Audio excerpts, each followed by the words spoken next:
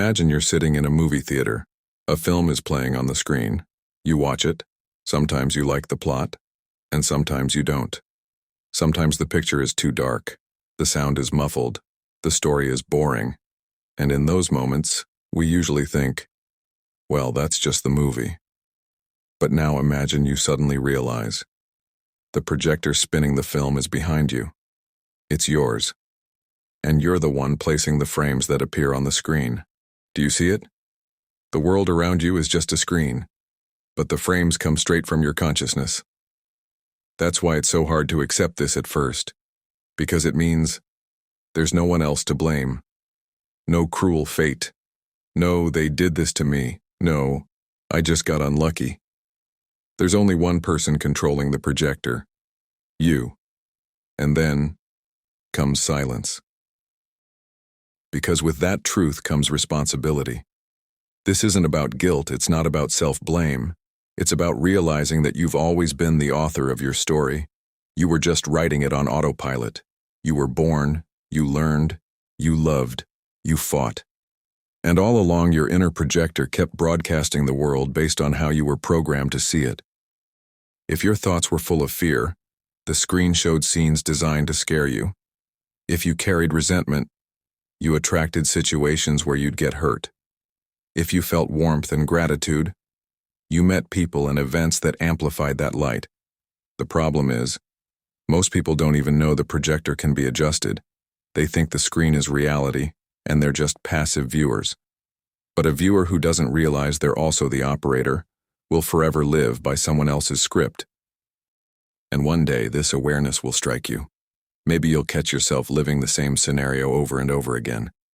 Maybe you'll hear different people in different places say the exact same phrases to you. Maybe you'll feel exhausted, living the same day on repeat. And then a thought will come.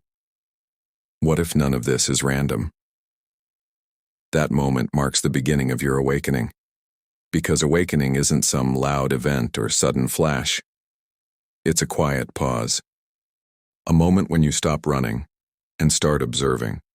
When you ask yourself, if I really control the projector, why am I showing this? And that's when you face a choice. Keep believing the world is just the way it is, or take your film reel into your own hands and start creating a new movie. When you realize reality is reacting to you, a new question emerges. Okay, if it's all up to me, how do I know which way to go? How do I know I'm on the right path? This is where the magic of requests begins. Not magic as in spells and rituals, but real, living, practical communication with what we call the universe, the matrix, or the source. Imagine the universe is a massive city, and you're a driver inside it. You're moving forward, but sometimes the road fades into fog, and at the crossroads there are no signs. You don't know whether to turn right or go straight. That's when you can ask the universe for signs. But here's where most people make a mistake. They think the signs must be big, loud, and obvious, as if lit up by neon lights saying, "Go this way." In truth, the first signs are soft, almost invisible. They're like morning light filtering through your curtains. If you rise and open them, the room fills with warmth, but if you sit in the dark, nothing changes. So how do you make the right request? First, be specific. Not what should I do with my life, but show me a gentle sign that confirms I'm on the right path. Give me a symbol to help me decide whether to accept this offer. Let a specific number or word appear within the next 3 days if I should take this step. Second, pay close attention. A sign might come as a phrase overheard in line, a picture on a passing bus, or a strange coincidence. 3 different people saying the same thing to you on the same day. Third, don't argue with the signs. If you receive a sign that doesn't match your expectations, it doesn't mean it's wrong. It means your ego wanted one thing, but your soul chose another. And most importantly, act. A dream without action isn't a dream. It's an illusion. You can ask for signs 1,000 times, but if you don't take steps toward your goal, you'll stay exactly where you are. The universe loves movement, even clumsy movement, but movement. There are only two states, growth or decline. There's no middle ground. You're either expanding your reality and exploring the new, or freezing in place and slowly fading. So when you make a request, be ready to act. Even if it's a small step, just take it. Recently, I got a comment from a subscriber. I had a major surgery. Are you saying I attracted that myself?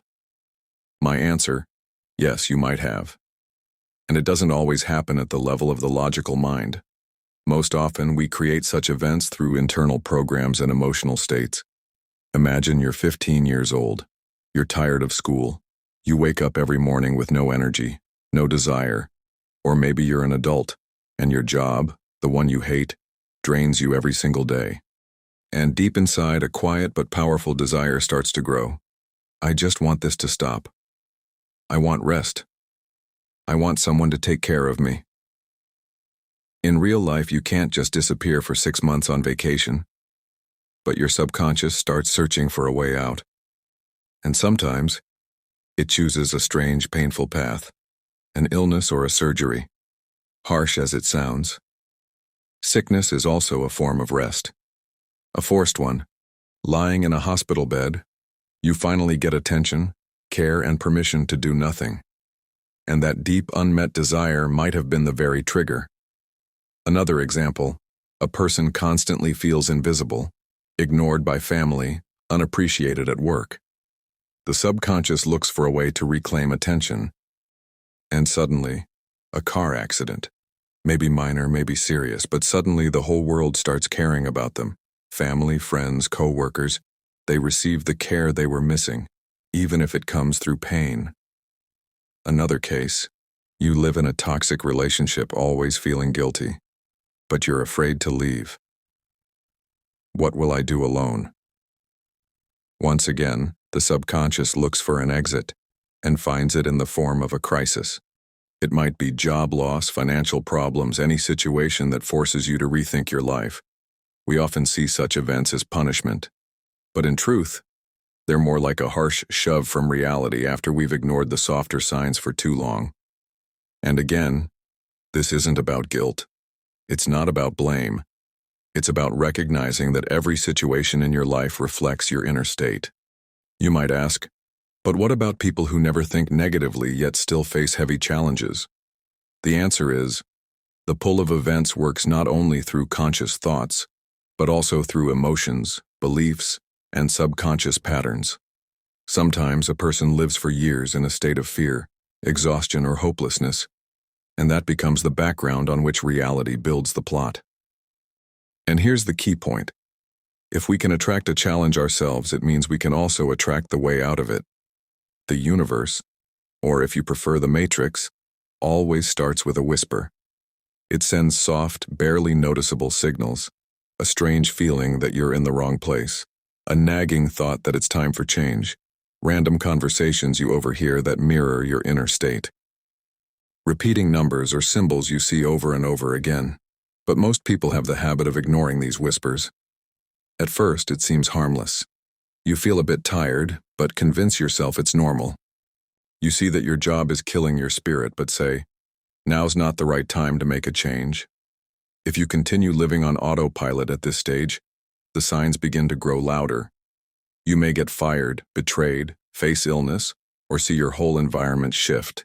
This is no longer a whisper, it's a scream. Why does this happen? Because at the core of reality lies the energy of movement. Movement implies growth. If you stay in one place for too long, life will create a situation that forces you to move, even if that push is painful. It's like fainting. Why does the body suddenly shut down? Because it's under critical stress. The system realizes that if it keeps running at that speed, a crash is inevitable. So the body chooses to shut down and reboot, rather than collapse entirely.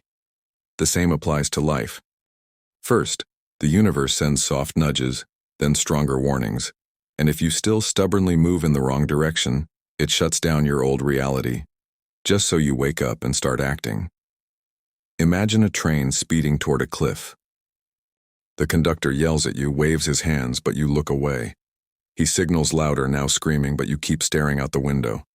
And when there are only 100 meters left, he pulls the emergency brake. You're thrown forward, it hurts, you're in shock, but it saves your life. A soft sign is your chance to change course without pain. Ignoring it is a ticket to a hard scenario. The longer you postpone change, the harder the impact will be. The universe doesn't want to break you. It wants to evolve you. But if you cling to the old, it will be forced to rip it from your hands. Reading the signs of the universe is a skill everyone has, but it gets buried under thoughts, noise, and the habit of calling everything coincidence. First, you must understand the signs always come. The only question is, do you see them? If not, it doesn't mean they're not there. It means your receiver is clogged. To start seeing, you need to slow down. That doesn't mean quitting everything and lying on the couch. It means turning off autopilot. Walk down the street, look around, smell the air, listen to the noise. When you're in the here and now, you start noticing what used to pass you by. Ask consciously. A request to the universe is not a complaint or whining like, "Why is my life so hard?" It's a clear intention. Show me a sign that tells me where to go, or give me a gentle sign within 3 days. The clearer the question, the clearer the answer. Set a deadline. If you ask for a sign but don't specify a time frame, your attention scatters, and the sign may come after you've already forgotten your request. Tell yourself, within a week, I'll see confirmation of my choice. And stay focused. Write it down. Yes, it sounds boring, but it's key. Signs love precision. Keep a sign journal. Numbers, words, fragments of phrases that repeat. You'll see how the picture starts forming. Understand this. Signs come in your personal language. If you love cars, the sign may appear as a car brand. If you value relationships, signs might come through words about love. The universe speaks your language.